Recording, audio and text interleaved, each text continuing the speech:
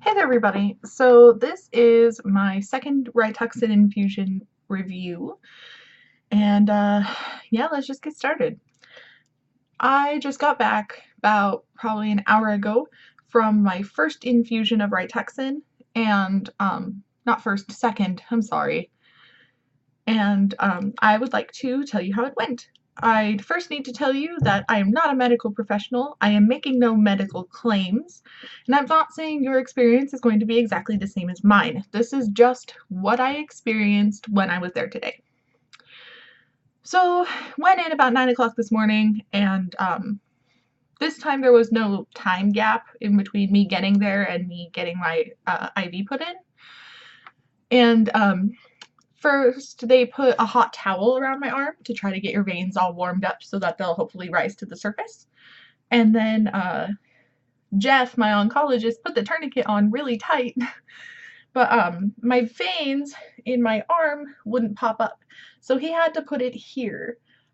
This hurts. Oh my God, this hurts. I will never, ever be getting a tattoo there because that was the most painful placement I have ever had. Holy shit. That was just not good. So that was fun, and it hurt for quite a while before it actually stopped hurting, but it did eventually. And it was also really itchy. I didn't like that.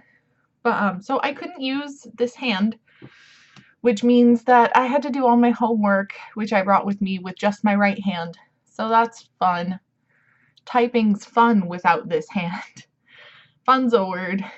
But so they plugged me in to my pre-meds, which again are a little bit of Benadryl and some pretty strong steroids, so that your body doesn't have a super bad reaction.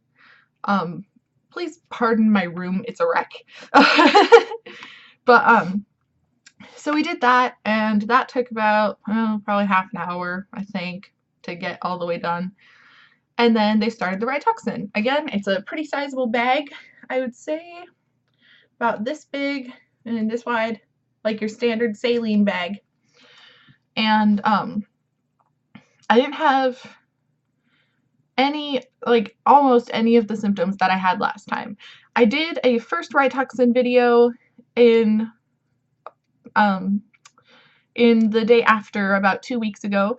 I will drop the link for that in the section below for info, and you guys can go watch that so that you know kind of what I'm talking about. But I'm just going to go over this.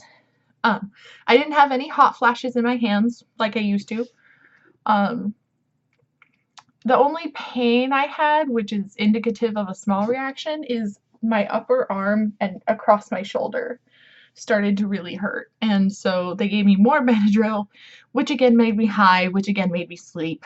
But that wasn't so bad, and about an hour later I woke up and had some food. No nausea, no vomiting, nothing like that, so that's cool.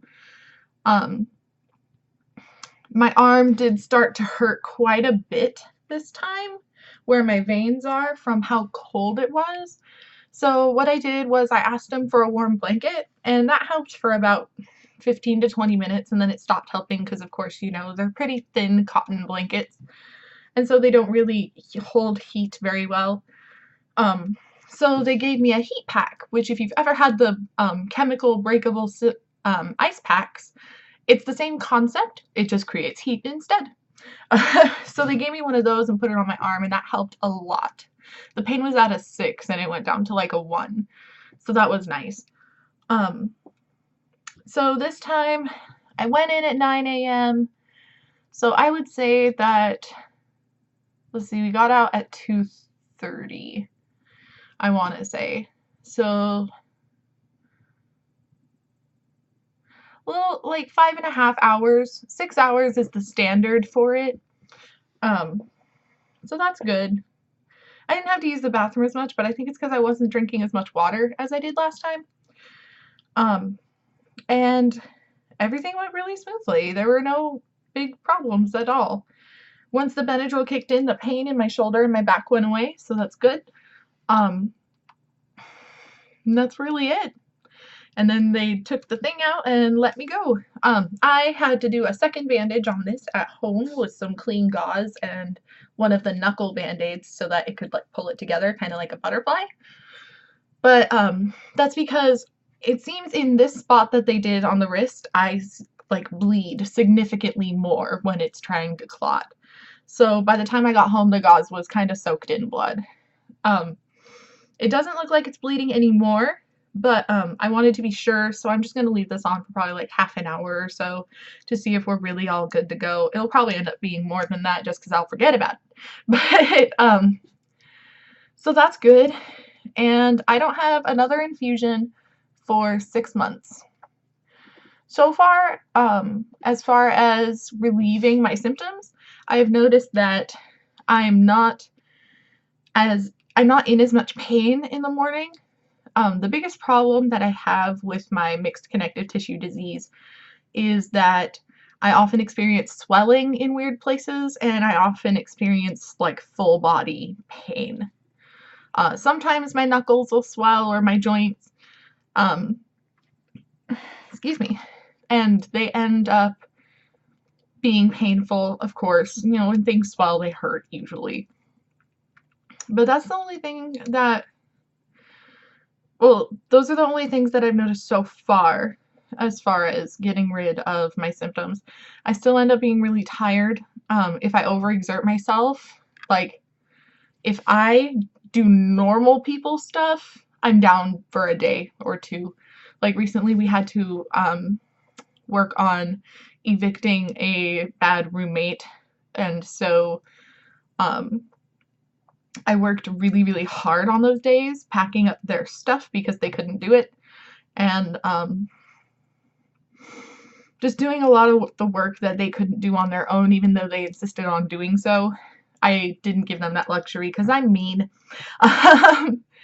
But I exerted myself a lot within that day and a half, and I just kept going and going and going. And that was Sunday night and Monday, and I was completely exhausted Tuesday. I laid in bed and did nothing, and this morning I didn't want to get out of bed either. But I knew that I'd just be sitting and doing my infusion, so it really wasn't going to be a problem. I'd be able to rest properly.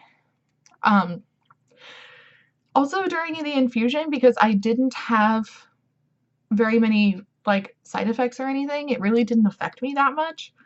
I just did my homework. Honestly, I was perfectly fine, and my brain is perfectly active enough to do that kind of stuff. And I didn't have any pain in any of these, so I was able to just do homework, and it worked out really well. Let's see, what else? Oh, also, in my last video, I mentioned that from here, from my elbow up on my hands, on both arms and hands, were very tingly afterwards, and that in the morning that tingliness subsided.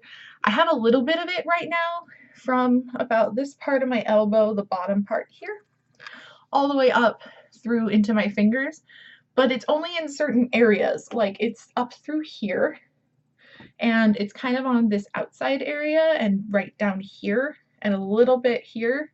It's not really widespread. It's the same on both sides. This one has more tinglies than the other one does.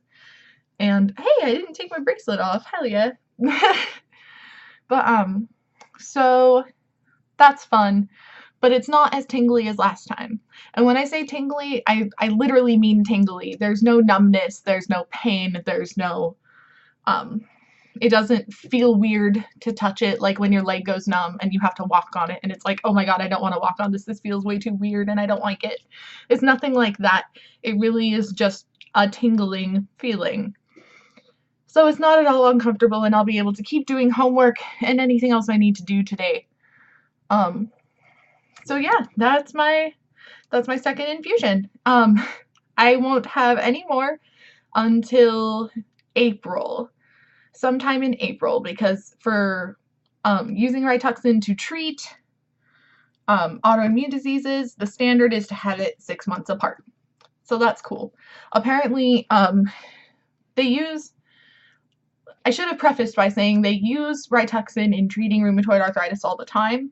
So when they do it with rheumatoid arthritis, they do it every 6 months as well. So with any autoimmune disease, they start with every 6 months. You can have it more if your body needs it, but you don't have to if your body doesn't. So that's cool.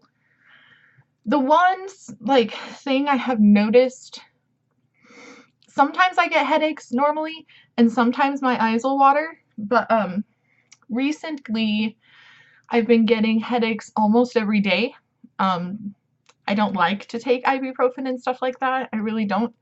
So I will let it get so bad that I have to, and I'll usually end up taking 4, which is 800 milligrams over the counter. And like every morning or every day, my eyes are watering. I know it's not allergies because I tried taking allergy medicine for it and it didn't work. And I've never had fall allergies before. I'm usually a summer allergy person, actually. But so it's not that. So I'm not sure what's going on with that. I need to make a follow-up appointment with my rheumatologist so we can talk about it then. But yeah, so my wrist is doing good. I'm doing good. And now I am going to go ahead and get off. I have some things I need to do. But oh, also, this was all cut and dry. I'm not wearing any makeup. I literally just got back from the oncology center. This is what I was dressed like. So pardon the lack of face, but and pardon the room again, please. But yeah, so that's my second experience, and I hope that this will help anybody who is nervous or who is worried about any side effects or stuff. One thing I do want to say that I don't think I said in my last video was make sure to stay positive about it. If you go in there thinking, oh my god, I'm going to have all these reactions, oh my god, I'm going to like start not being able to breathe and stuff like that, you're setting that intention with the way you're thinking. Don't set that intention. Walk in there, like, know that those things can happen, yes, but walk in there like, I'm going to do this, it's going to be done, it's going to be a breeze, and if anything does happen, the doctors are there to take care of me. Set yourself up with that mindset, and you're going to be less anxious, and you're going to have an easier time. And if you believe in the power of positivity and train of thought as much as I do, there's a chance you could have no reactions just because you were thinking really positively about it and your body was just like, okay, cool, let's do this. So yeah, that is all for now. So I will talk to you guys later. I hope to be making more videos in the future, and I will see you later. Good night.